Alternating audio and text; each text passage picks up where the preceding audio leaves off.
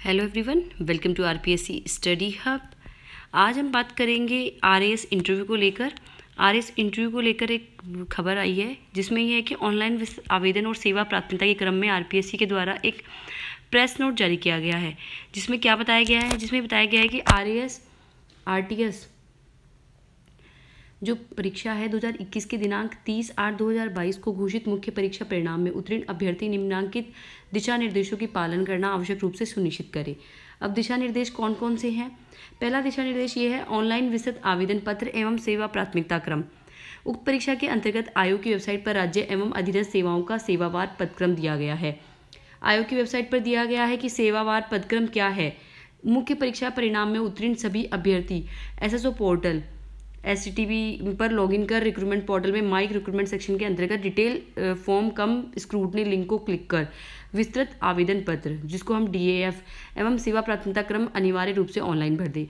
अब विस्तृत आवेदन पत्र और सेवा प्राथमिकता क्रम किस तरह से भरना है, ठीक है, इसको हम देख लेंगे किस तरह से भरा जाएगा। अनिवार्य रूप से ऑनलाइन रूप से इसको भरना जरूरी है। तो आप सबसे पहले विस्तृत DAF को और सेवा प्राथमिकता क्रम है ये फॉर्म भर दीजिए। आयोग द्वारा ऑफलाइन भरे गए विस्तृत आवेदन पत्र और सेवा प्राथमिकता क्रम स्वीकार नहीं किए जाएंगे।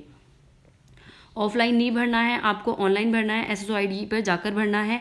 सेवा प्राथमिकता क्रम, जो भी आपकी सेवा प्राथमिकता क्रम है वो भी आप देख लीजिए। RAS में चयन हुआ है तो RAS के अकॉर्डिंग भरना है, और RTS के अकॉर्डिंग जो भी आपकी सेवा प्राथमिकता क्रम है वो आपको भरनी है, ठीक है। DAF भर देना है और सेवा प्राथमिकता क्रम दोनों भर देनी है आपको। विस्तृत आवेदन पत्र एवं सेवा प्राथमिकता क्रम ऑनलाइन भरने के लिए उक्त लिंक केवल, अब ये जो लास्ट डेट बता देते हम 19 सितंबर से लेकर 3 अक्टूबर तक उपलब्ध रहेगा। इसके पश्चात कोई अवसर नहीं दिया जाएगा। मतलब जो इंटरव्यू होंगे वो 3 अक्टूबर के बाद ही होंगे। ऑब्वियसली बात है, जब DAF भरा जाएगा उसके बाद ही होंगे। सेवा प्राथमिकता के क्रम भरने में भी कुछ दिशा निर्देश जारी किए गए हैं। वो क्या है, अभ्यर्थियों से उक्त परीक्षा में नॉन TSP NGE पदों हेतु एक सेवा प्राथमिकता क्रम पत्र भरवाया जा रहा है। इस प्रकार TSP के लिए TSP और नॉन TSP दोनों के लिए NGE के लिए एक ही है। इस प्रकार सेवा प्राथमिकता क्रम का एक ही प्रपत्र भरवाए जाने से TSP अभ्यर्थियों से ऑनलाइन आवेदन पत्र में भरवाए गए वरीयता क्रम 1 और 2 को विलोपित समझा जाएगा, ठीक है। अब उसके बाद में नेक्स्ट ये है, सेवा प्राथमिकता क्रम के संबंध में उक्त परीक्षा की शुद्धि पत्र दिनांक 28 सितंबर 2021 में जिन सेवाओं में विज्ञापित पदों की संख्या 0 दर्शाई गई थी, ठीक है, उनको भी विलोपित कर दिया गया है। अधीनस्थ सेवाओं में TSP क्षेत्र की सेवाओं को भी क्रम संख्या आवंटित की गई है। इस प्रकार सेवावार संशोधित पदक्रम आयोग की वेबसाइट पर दिया गया है, जहां आप देख सकते हैं। TSP क्षेत्र के अभ्यर्थियों द्वारा TSP एवं नॉन TSP दोनों प्रकार की सेवाओं के लिए प्राथमिकता क्रम नहीं भरने की स्थिति में उनका दोनों प्रकार की सेवाओं के पदों के लिए विचारण संभव नहीं हो पाएगा। तो जिस कैटेगरी के उस कैटेगरी से भरे। NGE सेवा प्राथमिकता क्रम प्रपत्र में सामान्य सेवा के जिन पदों में NGE के पद शामिल हैं उन्हें स्टार मार्क से दर्शाया गया है। NGE में आवेदन करने वाले अभ्यर्थी के NGE पदों स्टार मार्क वाली सेवाओं के सेवा प्राथमिकता क्रम अभ्यर्थी द्वारा भरे गए मूल सेवा प्राथमिकता क्रम के आधार पर ही स्वतः ही NGE की सेवा प्राथमिकता क्रम में माने जाएंगे। अभ्यर्थी द्वारा सेवा प्राथमिकता पत्र में जिन सेवाओं को प्राथमिकता क्रम दिया जाएगा उन्हें केवल उन्हीं सेवाओं हेतु विचारित किया जाएगा।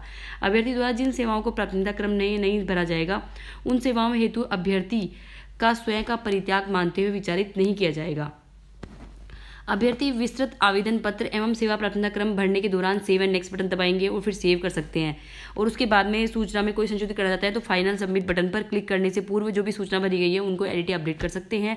और जब फाइनल सबमिट कर जाएं तो उसके पश्चात कोई भी संशोधन नहीं होगा। तो ध्यान रखिए कि आप फाइनल सबमिट करते हैं तो अपनी सारी भी जानकारी जितनी भी है उनको अच्छे से चेक कर ले।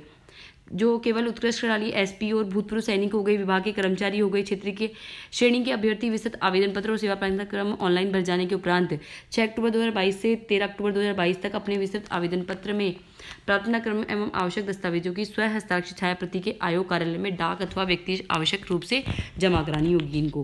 इनको डाक के द्वारा ये इन्फॉर्मेशन जो है वो भेजनी है। शेष सभी अभ्यर्थी विस्तृत आवेदन पत्र में प्राथमिकता क्रम एवं आवश्यक दस्तावेजों की स्व हस्ताक्षर छाया प्रति के समय साथ और बाकी को जो है वो साथ में लानी है। विस्तृत आवेदन पत्र एवं सेवा प्राथमिकता क्रम ऑनलाइन भरने के उपरांत ही साक्षात्कार में प्रवेश दिया जाएगा। अब हम जानें कि बार बार ये विस्तृत सेवा क्रम जो है ओके, विस्तृत आवेदन पत्र ये बोल सकते हैं, या विस्तृत बार बार जो आ रहा है आवेदन पत्र, ये होता क्या है, जिसको हम बोलते हैं DAF।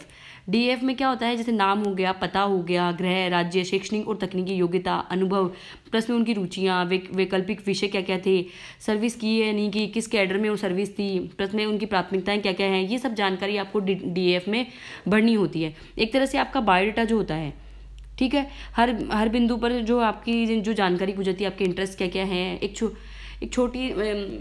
छोटी सी जानकारी आपसे पूछी जाती है, तो उस सारी इन्फॉर्मेशन जो है DAF में भरनी होती है। तो ये सारी जानकारी जो है आपको सही सही भरनी होती है। इसके अलावा जो आपकी अभिरुचियाँ हैं वो भी आपको प्रॉपर तरीके से भरनी होती है, तो इसका आप ध्यान रख लीजिएगा